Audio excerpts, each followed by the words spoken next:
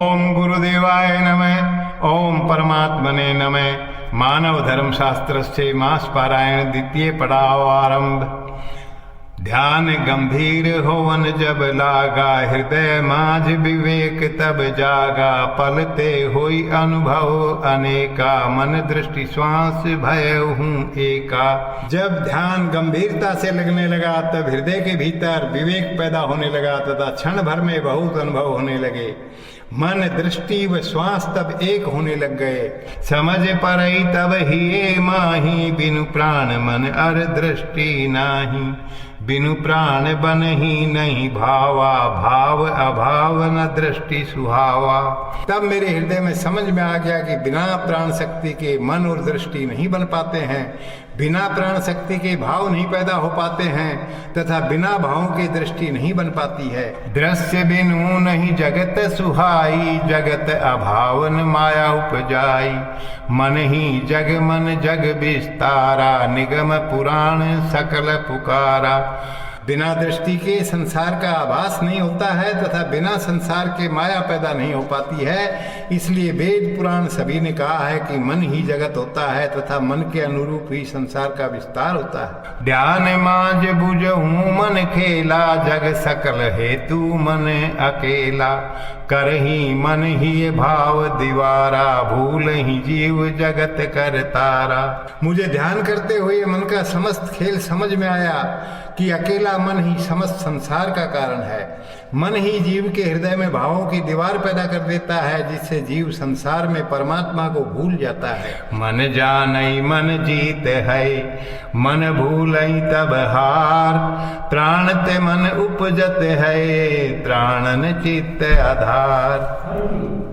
मन को पहचान लेने पर मन को जीतना संभव हो जाता है तथा मन को भूल जाने पर जीव हार जाता है। प्राण से मन पैदा होता है और प्राण चित्त से पैदा होते हैं। मन बस हो वही चित्त निरोधा, सो जन कहा वही जोगी पुरोधा। सकल बूझहूँ ध्यान लगाही, मन बाहिर जगत के चुनाही।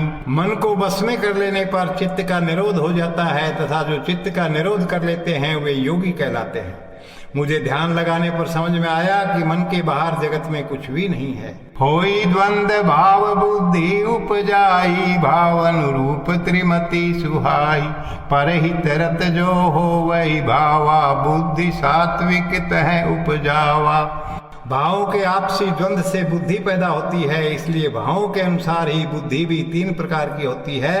अगर परोपकार के भावों में द्वंद पैदा होता है तो बुद्धि सात्विक पैदा होती है। निज सुख हेतु जो द्वंद सुहाई, नहीं संशय मति राजस आई। परद्रोह भाव जो द्वंद चलाई, बुद्धि तामस बहुरी उपजाई।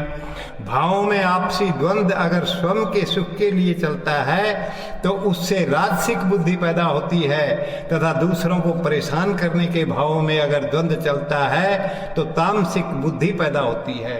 त्रिगुण पार जो चल ही द्वंदा, नहीं संख्या मिट ही जग फंदा। बुद्धि अनुरूप हो वही कर्मा, ध्यान मांझ बूझऊँ ई मरमा। अगर भावों का द्वंद त्रिगुणों सत रज तम से परे होता है तो जीव को सांसारिक बंधनों से मुक्ति मिल जाती है। बुद्धि के अनुसार ही समस्त कर्म होते हैं। यह रहस्य मुझे ध्यान में समझ में आया है। भाव द्वंद बुद्धि प्रगट ही, बुद्धि ते भासई इंद्रियाद। बुद्धि गो मिल क्रिया करई, तत् घटई कर्म अबाद। भावों के आपसी द्वंद से बुद्धि पैदा होती है तथा बुद्धि के कारण इंद्रियां आदि अंगों का आभास होता है। बुद्धि और इंद्रियों के मिलने से क्रिया घटित होती है तथा क्रिया के माध्यम से कर्म घटित होता है। सतरज तमसो बुद्धि आधारा, मति हेतु घट ही कर्म त्रिप्रकारा। परहित हेतु हो वही जो कर्मा, कहीं सात्विक सकल धर्मा। सत रज व तमो गुणों के भाव ही बुद्धि के आधार होते हैं। अतः बुद्धि के कारण ही कर्मों को भी तीन प्रकार का कहा गया है। जो कर्म परहित के लिए किए जाते हैं उन्हें सभी धर्म सात्विक कर्म कहते हैं। सुख अरु यसी इच्छा सुवा वही, घट ही कर्म राजस कहावई।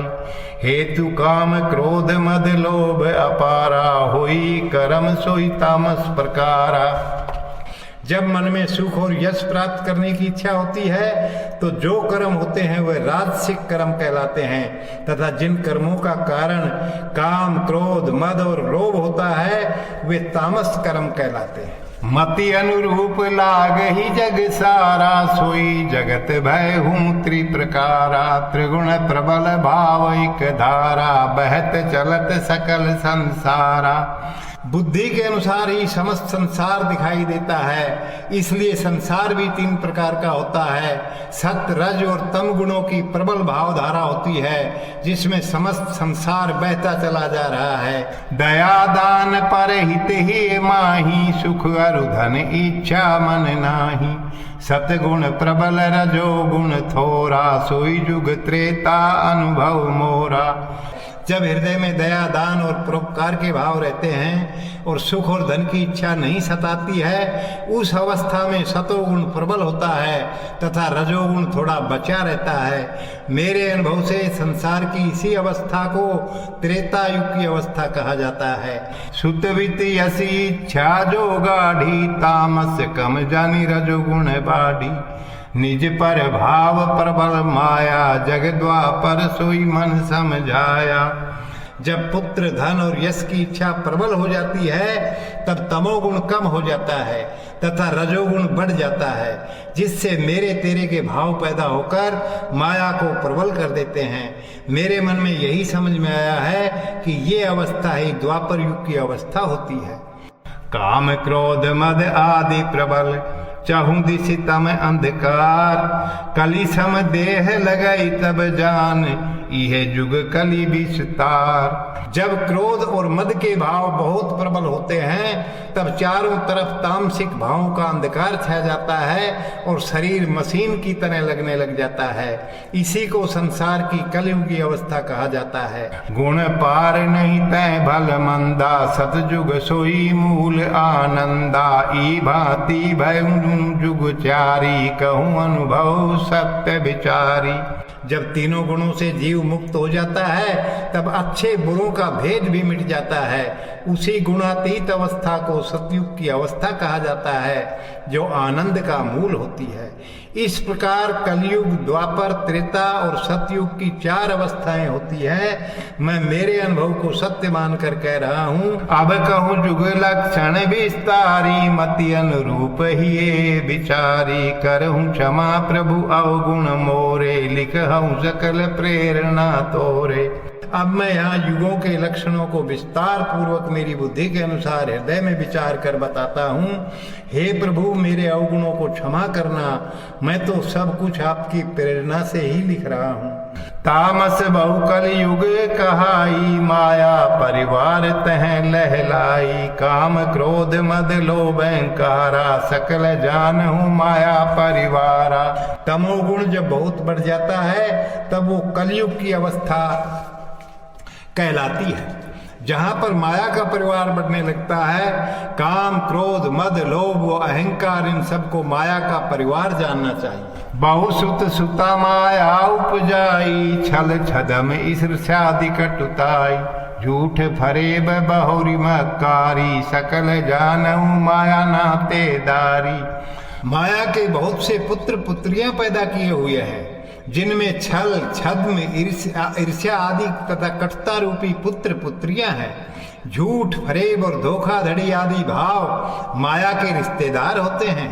ममता मोह बंधु जन, अरु काम वासना माया मातु। दे बुद्धि सुंदर सदन, निज पर भाव सोई तातु। ममता और मोह के भाव माया के मित्र हैं तथा वासना ही माया की जननी है तथा मेरा तेरा का भाव ही माया का पिता है और देह बुद्धि ही माया का सुंदर घर है। ज्यों ज्यों बाढ़ई माया परिवारा, त्यों त्यों होई कलयुग विस्तारा। राजा प्रजारु सब नर नारी, पर ही भरम असमंजस भारी।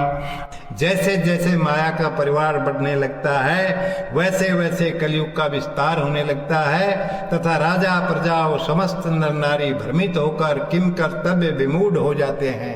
बाढ़ई अज्ञता ज्ञान विसारी, होई कर्म दे बुद्धि अनुसारी। कलयुग सोई भूप अतिचारी, लोक स्याही मानई नहीं भिकारी। कलयुग में अज्ञान बढ़ने लग जाता है, जिससे ज्ञान मिटने लग जाता है और जीव समस्त कर्म देह बुद्धि के अनुसार करने लग जाता है। कलयुग में राजा अत्याचार करने वाला हो जाता है तथा विकार युक्त राजा लोकतंत्र में विश्वास नहीं करता है। सैन्य बल करे ही सब काजा, भोग चरम पावई नहीं लाजा। भय युक्त चल ही प्रशासन, दंड हेतु प्रजा अनुशासन।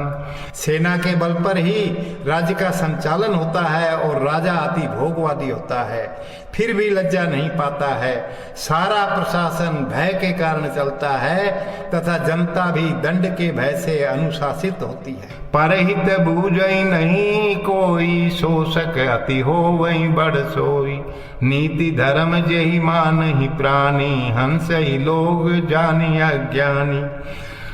कलयुग में परोपकार को कोई समझता ही नहीं है तथा जो जितना दूसरों का शोषण करने वाला होता है उसको उतना ही बड़ा माना जाता है। नीति का पालन करने वाले लोगों को अज्ञानी समझकर लोग हंसते हैं। अज्ञानी यद्यपि ज्ञानी कहें, सदा देखें पर दोष। निज ही अवगुण भंडार भरा, तब हुन समझे महाढोर। कलयुग में जीव अज्ञानी होते हुए भी स्वयं को ज्ञानी ही मानता है तथा हमेशा दूसरों के दोषों को ही देखता रहता है, यद्यपि उसके स्वयं के हृदय में अवगुणों का भंडार भरा होता है। कलयुग में फिर भी मूर्ख जीव समझ नहीं पाता है। कदम कदम नटताना स्याही, भयऊं अबला तह लोका स्याही। करहि भूप परिग्रह विशाला, होई दीन जन सकल बेहाला। कलयुग में राजा कदम कदम पर तानाशाही करता है तथा लोक भावना अबला स्त्री की तरह असहाय हो जाती है। राजा विशाल संग्रह में लगा रहता है, जिससे लोग गरीब होकर बेहाल हो जाते हैं। जल ही समाज प्रतिशोध जवाला, राजा अरु प्रजा भयऊं बेहाला। नृप इच्छा सोई नीति सुहाई, परहित तह सपने नाई।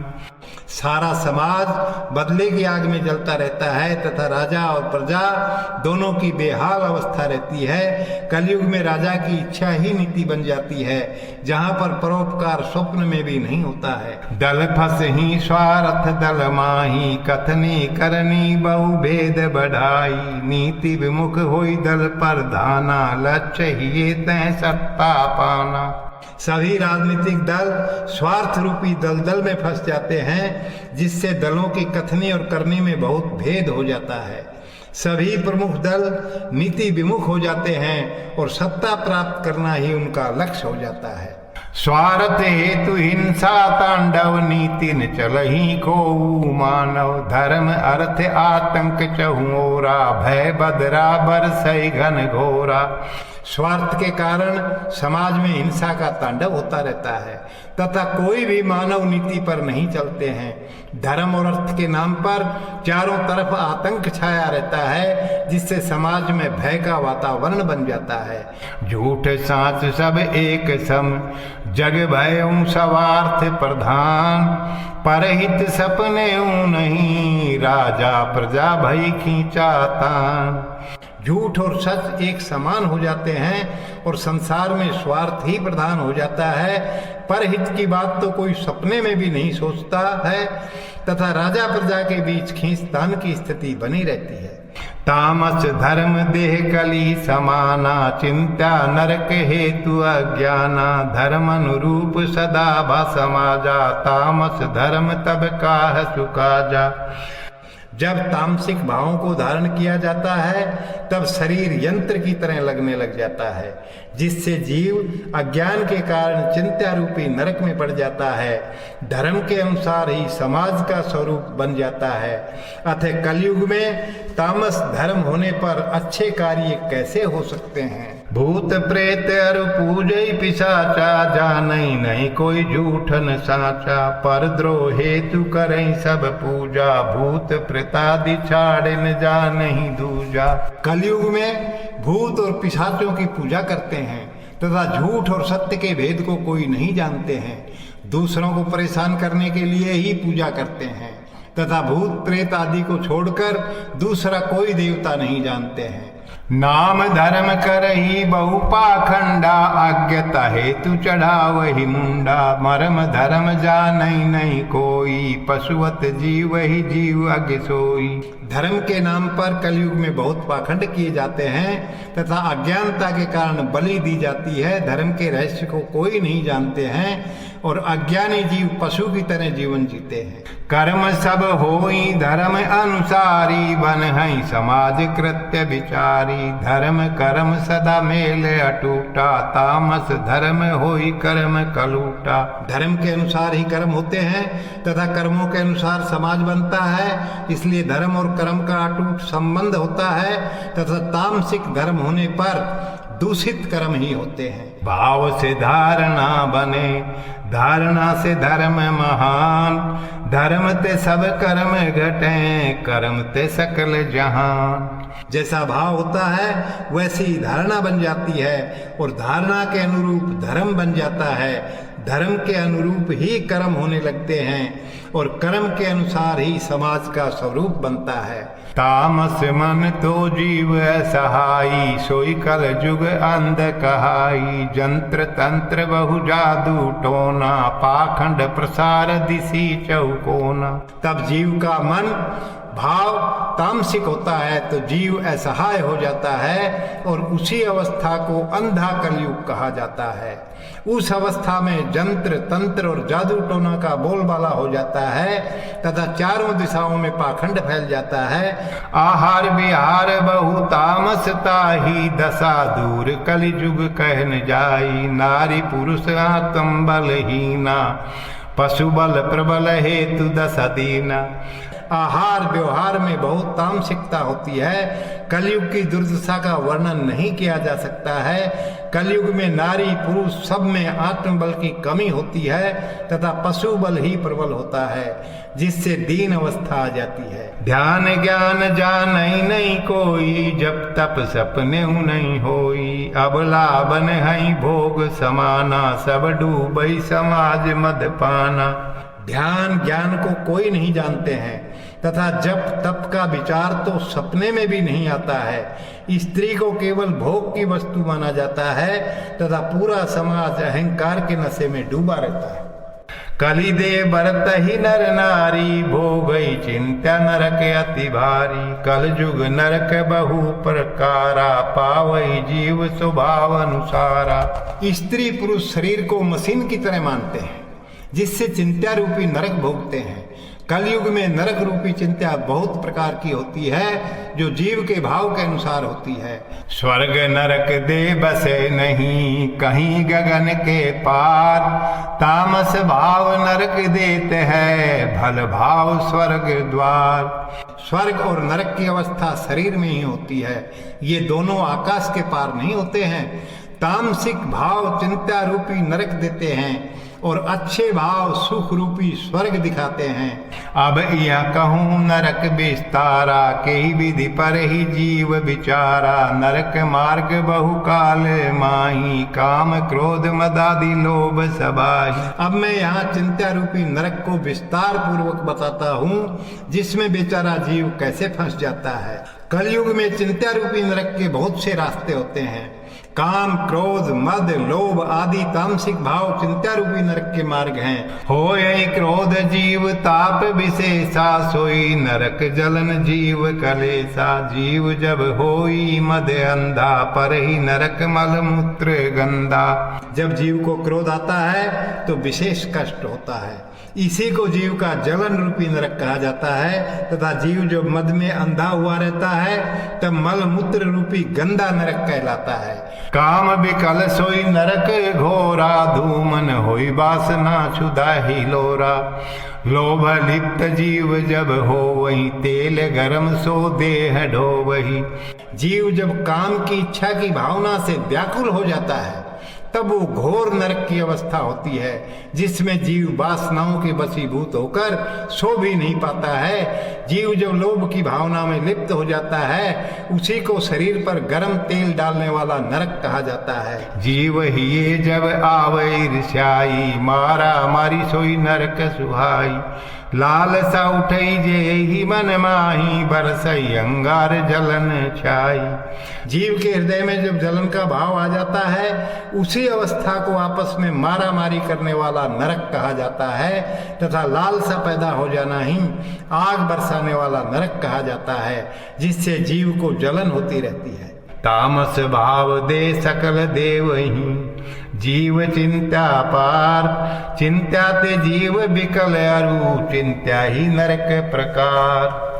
शरीर में सभी तामसिक भाव जीव को चिंता देते हैं, तथा चिंता से जीव व्याकुल हो जाता है, और चिंता को ही नरक के रूप में जाना जाता है। जब जब आवे तम अहंकारा, पर ही जंजीर नरक अपारा, वासना बहुरी मन ललचाई, सो नरक तई अहिगन सताई। जब जब जीव में तामसिक अहंकार आता है, तब वो बेड़ियों में बन जाता है, इसी को बेड़ियों वाला नरक कहा जाता है। और जब मन वासनाओं में फंस जाता है, उसी मनोस्थिति को सर्पों द्वारा सताने वाला नरक कहा जाता है। हो वही कर्म जब चोर जुआरी, भय नरक पाव जीव बिचारी, लोलुप लंपट गमन पर नारी, सो जीव अपयस नरक अधिकारी। जब जीव चोरी और जुआ का कर्म करता है, तो उसे भयभीत करने वाला नरक सताता है, अर्थात जीव सदा भयभीत रहता है। लोलुप लंपट और परनारी गमन करने वाला जीव अपमान रूपी नरक को प्राप्त करता है। पर निंदक कपटी गुरुद्रोही, नरक अंध बंद पावही सोही, मातु पिता करहीन सेवकाई, भोगई नरक उलावन ताही। पर निंदा करने वाला कपटी और गुरु का विरोधी अंधकार रूपी नरक प्राप्त करता है, अर्थात उसे कभी अज्ञान से मुक्ति नहीं मिल पाती है।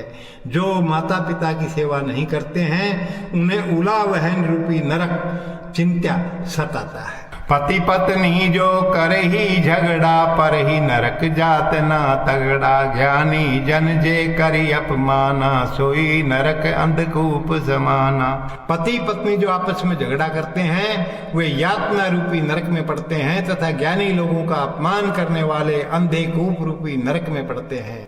गुरु कपटी शिष्य स्वार्थी, खेल मिचोनी खेल, उभय दावा नल पर ही नरक, करही ठेलम ठेल। जब गुरु कपटी और शिष्य स्वार्थी होते हैं, तो दोनों एक दूसरे से आंख मिचोनी का खेल खेलते रहते हैं, तथा दोनों दावानल रूपी नरक में एक दूसरे को धक्के मारते रहते हैं। झूठ फरेब करई मक्कारी, बिस्किट सतावही तह भारी, तामस नरक बहु दुखदाई, शत्रु तऊ उचित नहीं पराई। जो झूठ फरेब और मक्कारी करते हैं, उन्हें जहरीले कीड़े सताने वाली चिंता सताती है। तामसिक भावों की चिंता नरक बहुत दुखदाई होता है, इसलिए दुश्मन को भी तामसिक नरक नहीं मिलना चाहिए। यही भांति नरक नाना प्रकारा, राजा प्रजा तह पर ही है विचारा, तन जर जर मन बहु तनाई, सो चिंत्या बहुरी तास दिलाई। इस प्रकार नाना प्रकार के चिंता रूपी नरक होते हैं, जिसमें अज्ञानतावश राजा और प्रजा दोनों पड़ जाते हैं। चिंता रूपी नरक बहुत कष्ट देने वाला होता है, जिससे शरीर जर्जर और मन तनाव युक्त हो जाता है। कल युग भूप देह राजधानी, हेतु अज्ञान जीव करे नदानी, माया कुटुम सोई भूप वाहनी, अज्ञान प्रबल सो बंध निशानी। कलयुग रूपी राजा का शरीर ही राजधानी होता है, जहाँ अज्ञानता के कारण जीव फंस जाता है, तथा माया का परिवार ही कलयुग रूपी राजा की सेना होती है, और अज्ञान ही राजा की जेल होती है। दे सुख सोई सर्ग कल माही, तामस हेतु सोई अल्प सुहाई, नरक बहुरी सर्ग अति अल्पा, कली त्रास लागई समकल्पा। शारीरिक सुख ही कलयुग में स्वर्ग कहलाता है, जो तामसिकता के कारण बहुत थोड़ा होता है। कलयुग में नरक बहुत होता है, परंतु स्वर्ग थोड़ा सा होता है, इसलिए कलयुग का आभास कल्प के समान होता है। तामस मन कलि सदन नहीं, कहीं अन्य ठोर। चिंत्या सोई नरक है, सत्य ज्ञान नहीं किछु और। मन की तामसिक अवस्था ही कलयुग कहलाती है। कलयुग का दूसरा कोई स्थान नहीं होता है तथा चिंत्या ही नरक की अवस्था होती है। अतः इसके अलावा दूसरा कोई सत्य ज्ञान नहीं है। मन भाव सोई कल युग दाता, मन ते संभव कली त्राता। कलयुग लक्षण कहा बखानी, अब कहूँ द्वापर कहानी। वास्तव में तो मन का भाव ही कलयुग का आभास कराता है तथा मन के द्वारा ही कलयुग के आभास से मुक्त होना संभव है। मैंने कलयुग के लक्षण बता दिए हैं और अब मैं द्वापर के लक्षण बताता हूँ। जुग द्वापर रज गुण प्रधानी, सुखी इच्छा प्रबल होए निशानी। रही द्वापर मान अपमाना, सकल कर्म फल इच्छा प्रधाना। द्वापर की अवस्था में रजोगुण प्रमुख होता है तथा रजोगुण होने पर सुख की इच्छा प्रबल हो जाती है। यही द्वापर की पहचान होती है। द्वापर की अवस्था में मान अपमान के भाव प्रबल होते हैं तथा समस्त कर्म फल की इच्छा से ही होते हैं। दे शरम कम मन बेसी तनावा, कर्म बंद जीव बहु उर्झावा। स्वार्थ प्रधान चिंत्या नहीं, दूसर भोग लक्ष्य नहीं यहाँ भूपर। द्वापर में शारीरिक श्रम कम होता है परंतु मानसिक तनाव बहुत होता है तथा कर्म के बंधन में जीव उलझ जाता है। द्वापर में स्वयं का स्वार्थ ही प्रधान होता है तथा दूसरों की चिंता नहीं होती है। भोगों की प्राप्ति को ही पृथ्वी पर जीव अपना प्रमुख लक्ष्य समझता है। बिनु फल करहिन कर्म आरंभा, इहि रज प्रभाव नहीं अचंभा। सुख हेतु जीव करहि प्रयासा, मिटहि नहीं पर मन संत्रासा। द्वापर में जीव बिना फल की इच्छा के तो कर्म करना शुरू ही नहीं करता है परंतु इसमें कोई आश्चर्य की बात नहीं है क्योंकि ये तो रजोगुण का प्रभाव है। जीव हमेशा सुख के लिए प्रयास करता है परंतु शारीरिक सुख से मन का दुख नहीं मिट पाता है। सुख हेतु संग्रह करे सुख, सुख हेतु भागम भाग मचाए। फल बंधन ऐसा परे, जीव निसी दिवस अकुलाय। जीव सुख के लिए संग्रह करता है और सुख प्राप्ति को ही लक्ष्य बनाकर कर्म के क्षेत्र में मारामारी करता है परंतु सुख के फल का बंधन ऐसा पड़ जाता है जिससे जीव रात दिन चिंता में पड़ जाता है। आज छाड़ी चिंता भावी सताई, निज हैं परै जीव अरुझाई। सुख हेतु नित्य करही कर्मा, मिलही दुख जानई नहीं मरमा। आज की चिंता नहीं करके जीव भविष्य के चिंतन में पड़ जाता है और जीव स्वयं ही भविष्य की चिंता में उलझ जाता है। जीव नित्य उठकर सुख प्राप्ति को लक्ष्य बनाकर कर्म करता है परंतु फल की आसक्ति के कारण जीव को दुख ही मिलता है और जीव इस रहस्य को जान नहीं पाता है। फल आसक्ति द्वापर अति भारी, हो वही सकल कर्मता अनुसारी। सुत बित यश मोह परिवारा, बाढ़ई द्वापर सकल अपारा। कर्म फल की इच्छा द्वापर में बहुत बढ़ जाती है तथा समस्त कर्म फल की इच्छा से ही होने लगते हैं। रजोगुण की प्रधानता होने पर पुत्र धन लोक प्रतिष्ठा और परिवार का मोह अत्यधिक बढ़ जाता है। धर्म होई यहाँ रज प्रधाना, ज्ञान चाहे तदपि हिये अज्ञाना। फल हेतु पूजई देव नाना, फल कारण पर हित दया दाना। द्वापर युग की अवस्था में धर्म अर्थात धारणा राजसिक हो जाती है और ज्ञान की चाहत होते हुए भी जीव रजोगुण के कारण अज्ञानी बना रहता है। फल की इच्छा के कारण ही द्वापर में नाना प्रकार के देवताओं की पूजा की जाती है और दया दान और परोपकार के कार्य भी फल की इच्छा से ही किए जाते हैं। जप तप करही देव रिझावन, पूजहि मूरत मन भावन। जावहि तीरथ समय अनुसारी, स्तुति करहि फल विचारी। द्वापर में जब तब भी देवताओं को प्रसन्न करने के लिए ही किए जाते हैं तथा मन की भावना के अनुसार देव मूर्ति की पूजा की जाती है। समय की अनुकूलता के अनुसार लोग तीर्थों में भी जाते हैं परंतु स्तुति आदि फल की इच्छा से ही करते हैं। इच्छा से इच्छा उपजत, इच्छा हेतु तीर्थ स्थान। निज घट प्रभु बसे, मूर्ख सके नहीं पहचान। जीव की एक इच्छा से दूसरी इच्छा पैदा हो जाती है तथा इच्छा के कारण ही जीव तीर्थ यात्रा करता है। वास्तव में तो परम पिता जीव के हृदय में ही बसता है, परंतु मूर्ख जीव पहचान नहीं पाता है। आचरण दैत्य बहु द्वापर माही, प्रवचन कहि आचरहि नाही। भेष देखि मानव साधु संता, फल अंध जानई नहीं अंता। द्वापर युग में बहुत दिखावे का आचरण होता है। लोग प्रवचन करते हैं परंतु अनुसरण नहीं करते हैं। भेष देखकर ही लोग साधु संतों की पूजा करते हैं और फल की इच्छा में अंधे हुए लोग अंतःकरण को जान नहीं पाते हैं। कर्म कुशल सो कहा वही योगी, दोष न देहि कोई द्वापर भोगी। पूंजीपति पावहि तै सन्माना, यद्यपि संग्रह बहु अज्ञाना।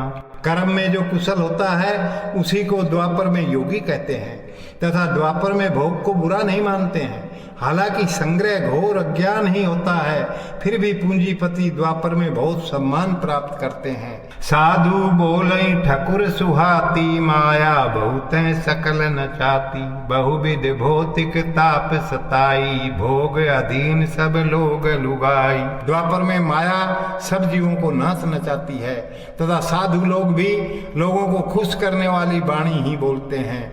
द्वापर में भौतिक सुखों की चिंता बहुत प्रकार से सताती है तथा सभी स्त्री पुरुष भोग भावना के अधीन हो जाते हैं। जाति पाति अरु बहुमान बढ़ाई, नारी पुरुष ऊंच नीच उरझाई। दम्भ श्रेष्ठ करा वही निंदा, होई उलट जानई नहीं अंधा। द्वापर में जाति पाति और बहुत मान बढ़ाई की धारणा रहती है तथा स्त्री पुरुष भी ऊंच नीच की भावनाओं में उलझे रहते हैं। श्रेष्ठ बनने की भावना के दंभ के कारण ही दूसरों की बुराई करते हैं, परंतु परिणाम तो उल्टा ही होता है। फिर भी अज्ञानी जीव समझ नहीं पाते हैं। पर निंदा जय जीव करें, सपने सुख नहीं पाए। उलट निंदा निज परें, विधि तो विधान चलाए। पर निंदा करने वाला जीव सपने में भी सुख प्राप्त नहीं कर पाता है, क्योंकि प्रकृति के कार्य कारण सिद्धांत के कारण निंदा लौटकर निंदा करने वाले पर ही आ जाती है। ग्रंथन ग्रंथि जीव उर्झाई, अनुसर ही बिनु मर्म बुझाई। पाप पुण्य बहु कर ही बखाना, भेदन जान ही जीव अज्ञाना। द्वापर में जीव बिना समझे शास्त्रों का अनुसरण करने लगता है और वो ग्रंथों की रहस्यमय ग्रंथियों में उलझकर भ्रमित हो जाता है। रात दिन पाप पुण्य की चर्चा करने में लगा रहता है, परंतु अज्ञान के कारण पाप पुण्य के रहस्य को नहीं जान पाता है। पूजई ग्रंथ मरम न गहई, पथ अंधा तह मूढ़ चलही। शास्त्र सकल नहीं मूल अलादा, भेद बाहरी हेतु बंद मर्यादा। द्वापर में ग्रंथों की पूजा करते हैं परंतु शास्त्रों के मर्म को नहीं ग्रहण करते हैं और पंथ बनाकर मूर्ख लोग अंधे पथ पर चलते हैं। सभी शास्त्र मूल रूप में तो एक ही हैं, परंतु मर्यादाओं के कारण बाहरी भेद दिखाई देता है। जब तप मख पूजा विधि नाना, बिनु क्रम चाही फल इंसाना। हेतु आसक्ति कर्म सकला, सर्ग नरक बंध जीव विकला। द्वापर अर्थात रजोगुण की प्रधानता होने पर जीव जप तप और यज्ञ आदि करने लगता है तथा बिना कर्म किए भगवान से फल की आशा करने लग जाता है। समस्त कर्म उस अवस्था में आसक्ति युक्त होते हैं जिससे स्वर्ग नरक की कल्पना के बंधन में जीव फंस जाता है। चमक दमक भल तय लागहि, देन स्वर जदपि न मानहि। प्रभु गुण करहि बहु बखाना, फल इच्छा पर ही प्रधाना। रजोगुण की प्रधानता होने पर चमक दमक अच्छी लगती है तथा नश्वर होते हुए भी जीव शरीर की नश्वरता में विश्वास नहीं करता है। फल की इच्छा को हृदय में रखकर जीव द्वापर में नाना प्रकार से भगवान के गुणों का बखान करने लगता है। सुख लालसा मोह प्रबल, सदाता हेतु धन कमाए। पाप पुण्य कल्पना करें, वृथा कर्म बंध बढ़ाए। सुख प्राप्त करने की प्रबल लालसा मन में होती है और मोह भी प्रबल होता है तथा उसी के कारण हमेशा जीव धन कमाने में लगा रहता है। पाप पुण्य की कल्पना करके जीव द्वापर में व्यर्थ में ही कर्म का बंधन डाल लेता है। सुख लालच कर ही सब कर्मा, फल बंधन भूलई निज धर्मा, कर्म कांड बहुरी विश्वासा, करि पाखंड फसई मन आशा। सुख प्राप्त करने की लालसा में जीव सब कर्म करने लगता है, जिससे फल इच्छा का बंधन पड़ जाता है और जीव सहजता को भूल जाता है। द्वापर में कर्म कांड पर बहुत विश्वास होता है, जिससे जीव पाखंड में पड़कर मन की इच्छाओं में फंस जाता है। इंद्रिय विकल मन बस नाही, ये भोग वासना बहु बढ़ाई, मानसिक व्यापहि अति रोगा, काह कहूँ विकल सब लोगा।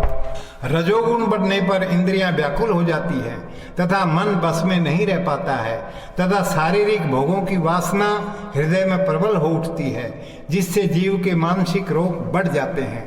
क्या वर्णन करूं, सब लोग इच्छाओं के संताप से व्याकुल होते रहते हैं। निज जान ही श्रेष्ठ अरु विद्वाना, दूसर सम लग ही न ज्ञाना, दया दान अरु परहित भलाई, धन अरु यसी इच्छा रही छुपाई। द्वापर की अवस्था में जीव स्वयं को सबसे श्रेष्ठ और विद्वान मानने लगता है तथा दूसरों को अज्ञानी मानने लगता है।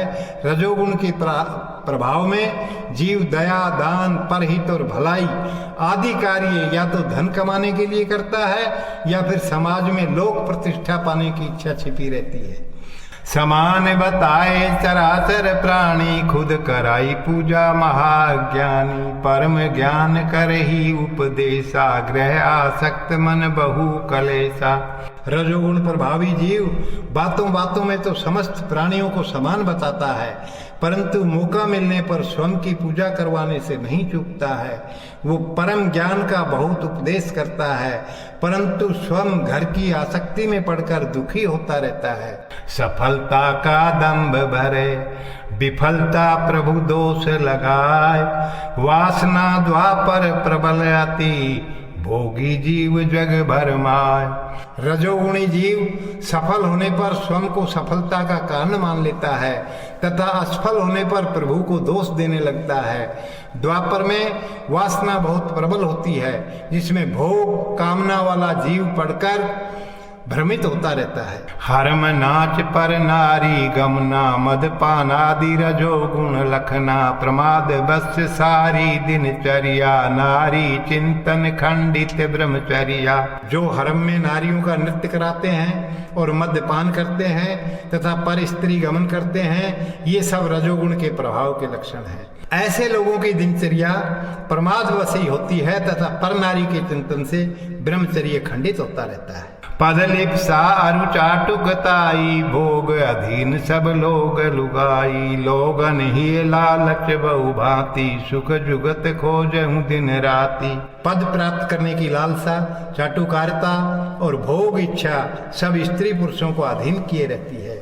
लोगों के हृदय में लालच बहुत प्रकार से छिपा रहता है तथा रात दिन सुख प्राप्त करने की युक्ति खोजते रहते हैं। परदारा चिंतन मन माही, निज नारी अनुराग ही नाही, भोगन हेतु करई सब कर्मा, जीव मूढ़ भूलई प्रकृति धर्मा। द्वापर में मनुष्य दूसरों की स्त्रियों का मन में चिंतन करता रहता है और स्वयं की पत्नी के प्रति स्नेह नहीं रखता है। मूर्ख जीव द्वापर में भोग प्राप्ति के लिए ही सब कर्म करता है तथा प्रकृति के सहज धर्म को भूल जाता है। दरस परस करही मद पाना, देखई भोग अति हर्षाना, जीव हो वही तब भोग अधीना, ज्ञान ही चिंता नवीना। रजोगुणी लोग मिलजुल कर मद्यपान करते हैं तथा भोगों को देखकर हर्षित हो उठते हैं।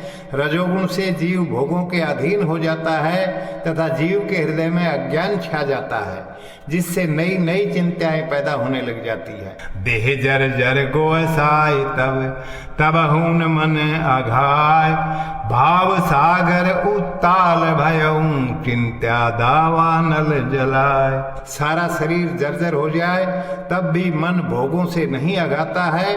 भोगों से भाव रूपी सागर उत्ताल हो उठता है, जिससे चिंता रूपी अग्नि जीव को बहुत प्रकार से जलाने लगती। द्वापर चित वित शिथिर नाही, बिरथा सकल जीव भर माही। कलि अरु द्वापर नहीं बहु भेदा, उभय हेतु पाई जीव सब खेदा। रजोगुणी द्वापर अवस्था में जीव का चित्त और अर्थ स्थिर नहीं रह पाते हैं, इसलिए व्यर्थ में सब जीव भ्रमित होते रहते हैं।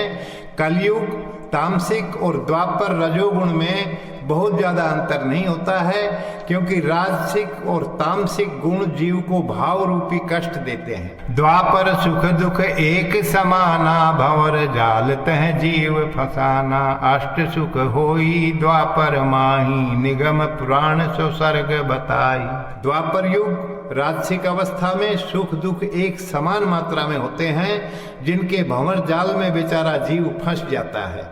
द्वापर में 8 प्रकार के सुख मूल रूप से होते हैं, जिनको वेद पुराणों ने स्वर्ग के रूप में वर्णन किया है। मन सर्ग सोई कहूँ बखानी, जाल भोग बूझई नहीं अज्ञानी। यश प्रताप फैलई चौ मोरा, सोई भयऊ स्वर्ग मन ठोरा।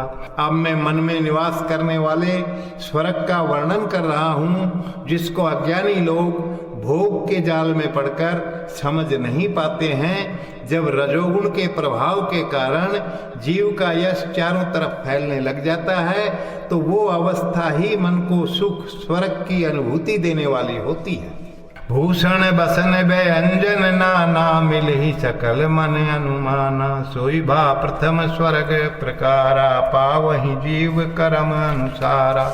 जब जीव को मनपसंद खाना और वस्त्र मिल जाते हैं, तो वह स्वर्ग की प्रथम अवस्था होती है, जो कर्म की क्षमता के अनुसार ही जीव को मिल पाती है। सर्ग ठिकाना मन जीव का, मन बाहिर कछु नाय। सुख अनुभूति जब मिलई, सोई सर्ग बैकुंठ कहाय। स्वर्ग का निवास स्थान जीव का मन ही होता है, तथा मन के बाहर स्वर्ग नरक कुछ भी नहीं होता है।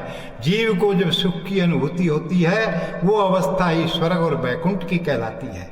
द्वितीय स्वर्ग संभोग आधारा, कनक डोर बंध ही जीव विचारा। संभोग लिप्त तह नर नारी, सोई लोक इंद्र सकल पुकारी। दूसरा सुख संभोग की अवस्था होती है, जहाँ जीव सोने की जंजीर में बंध जाता है। जब स्त्री पुरुष संभोग की अवस्था में होते हैं, उसी को इंद्र लोक कहा जाता है। तीसर दम्भ तुष्ट सर्ग प्रकारा, सो स्वर्ग अधम युक्त विकारा। साउथ सर्ग भल परवारी, सकल करई मर जाद विचारी। जीव को तीसरा सुख स्वयं के दम्भ अहंकार की संतुष्टि से मिलता है। दम्भ संतुष्टि कराने वाला सुख स्वर्ग अधम प्रकृति का होता है। चौथा स्वर्ग परिवार का सुख होता है, जहाँ पर सभी लोग मर्यादाओं का पालन करते हैं। पंचम सर्ग बंधु सुखदाई, परस्पर प्रीति कपट भुलाई। षष्टम स्वर्ग भल प्रतिवेशी, कौनो समय होय न कलेसी। पांचवा स्वर्ग भाई का होता है, जो आपस में कपट भुलाकर परस्पर प्रेम करते हैं। छठा स्वर्ग अच्छे पड़ोसी से मिलता है, जो किसी भी समय कलेश नहीं करता है।